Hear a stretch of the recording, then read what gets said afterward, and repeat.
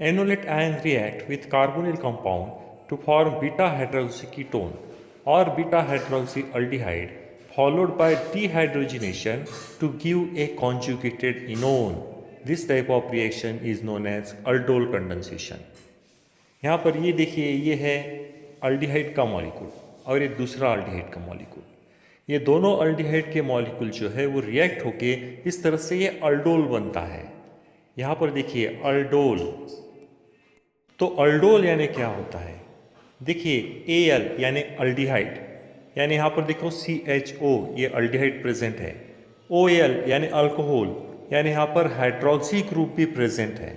तो एक ही कंपाउंड में अल्डिहाइड भी है और हाइड्रोक्सी भी है, इस वजह से इसको बोलते हैं अल्डोल।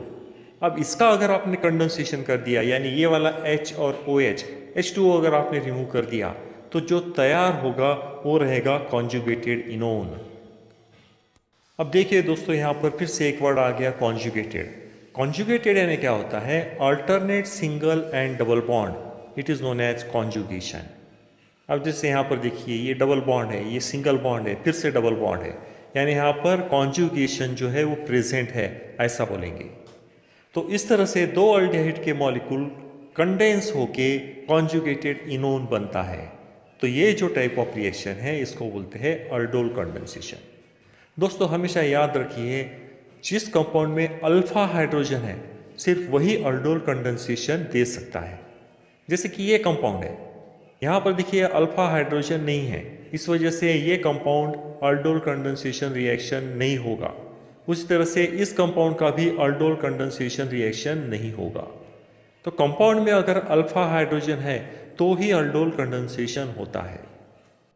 जैसा कि आप जानते हैं, कार्बोनिल ग्रुप के बाजू वाला कार्बन जो है उसको जो हाइड्रोजन अटैच रहता है उसको बोलते हैं अल्फा हाइड्रोजन, जबकि वो जो कार्बन है जो कि कार्बोनिल ग्रुप के बाजू में प्रेजेंट है उसको बोलते हैं अल्फा कार्बन।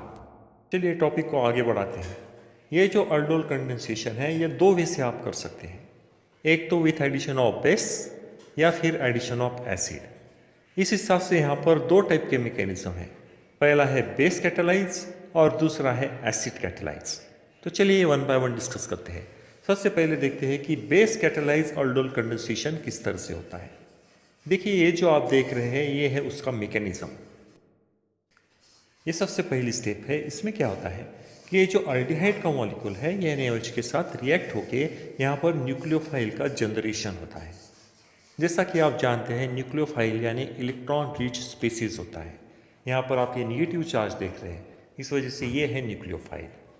अब ये जो न्यूक्लियोफाइल है ये अटैक दूसरे अल्डिहाइड के मॉलिक्यूल पर, यानी यहाँ पर देखो अभी ये जो है कार्बोनिल ग्रुप है CO ग्रुप, ऑक्सीजन जो है ज़्यादा इलेक्ट्रोनेगेटिव है, इस वजह से इलेक्ट्रॉन पेयर ऑक्सीजन की तरफ अट्रैक्ट रहेगा, यानी ऑक्सीजन पर आएगा पार्शियल निगेटिव चार्ज, जबकि कार्बन पर आएगा पार्शियल पॉजिटिव चार्ज।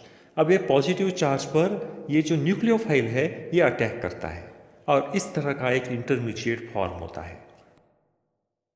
ये जो इंटरमीडिएट है ये वाटर के साथ रिएक्ट होके, यानी आप जानते हैं वाटर यानी H पॉजिटिव और OH नेगेटिव, ये जो H पॉजिटिव है ये O नेगेटिव पर अटैच हो जाता है, यानी यहाँ पर हो गया OH। ठीक है, तो इस तरह से यहाँ पर अल्डोल का फॉर्मेशन होता है।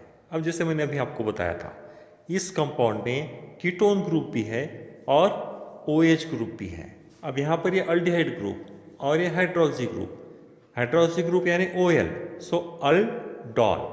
तो इस तरह से यहाँ पर अल्डोल का फॉर्मेशन होता है।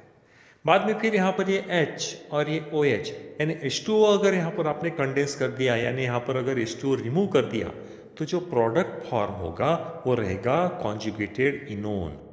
तो इस तरह से ये है बेस कैटालाइज अल्डोल कंडेंसेशन। तो चलिए हमेशा की तरह कहानी में ट्विस्ट लाते हैं। नेक्स्ट रिएक्शन देखते हैं। अब दोस्तों जैसा कि मैंने आपको बताया था, अगर कंपाउंड में अल्फा हाइड्रोजन है तो ही रिएक्शन होता है। तो देखिए ये वाला जो है ये है अल्फा हाइड्रोजन। तो ये जो अल्फा हाइड्रोजन है ये अटैच हो जाता है ऑक्सीजन पर, यानी मॉलिक्यूल देखिए ये वाला मॉलिक्यूल, इस पर ये अल्फा हाइड्रोजन अटैच हो जाता है, यानी ये हो गया OH। और ये जो CH2 है फिर ये अटैच हो जाता है ये वाले कार्बन पर to form this compound. As you know, this is aldol. तो दोस्तों अल्डोल कंडेंसेशन सिर्फ अल्डिहाइड ही नहीं, कीटोन भी शो करते हैं। जैसे ये देखिए ये है एसीटोन, 2 मॉलिक्यूल्स। अब यहाँ पर क्या होता है देखिए, ये जो अल्फा हाइड्रोजन है, आप जानते हैं CO के बाजू वाला कार्बन अल्फा कार्बन, उसको अटैच हाइड्रोजन अल्फा हाइड्रोजन। तो ये जो अल्फा हाइड्रोजन है ये दूसरे मॉलिक्यूल के कार्बोनिल ग्रुप पर अटैक करता है, यानी यहाँ पर इस तरह से ये हो जाएगा OH। और ये जो CH2 है इसको आप कार्बन को जोड़ दो, यानी कंपाउंड जो तैयार होगा वो इस तरह से होगा CH3CO CH2 C CH3 CH3OH। तो क्या सीखा आपने? यही कि अगर कंपाउंड में अल्फा हाइड्रोजन है तो ही वो अल्डोल कंडेंसेशन शो करता है। तो चलिए अभी एक्सप्लेन करते हैं कि एसिड कैटेलाइज अल्डोल कंडेंसेशन क्या होता है।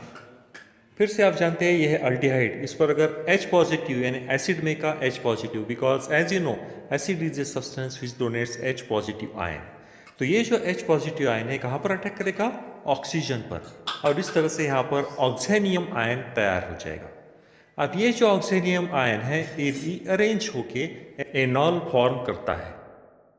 तो नेक्स्ट स्टेप में क्या होता है देखिए, अब एक तो अल्डिहाइड का मॉलिक्यूल है नहीं, अल्डिहाइड के बहुत सारे मॉलिक्यूल्स हैं, यानी ऑक्सीनियम आयन भी बहुत रहेंगे और एनॉल्स भी बहुत रहेंगे। तो नेक्स्ट स्टेप में क्या होता है, ये जो एनॉल है ऑक्सीनियम आयन पर अटैक करता है। तो यहाँ पर क्या हुआ, इस तरह का एक कैटायन फॉर्म हो गया। अब इसमें से अगर आप ये H3O पॉजिटिव अगर निकाल देते हैं तो जो फॉर्म होगा वो रहेगा अपना अल्डोल। और जैसा कि आप जानते हैं इसमें का अगर आपने ये वाला H2O अगर रिमूव कर दिया यानी कंडेंसेशन कर दिया तो जो फॉर्म होगा वो रहेगा कॉन्जुगेटेड इनोन, यानी इस तरह से यहाँ पर क्या हुआ, अल्डोल कंडेंसेशन हो गया।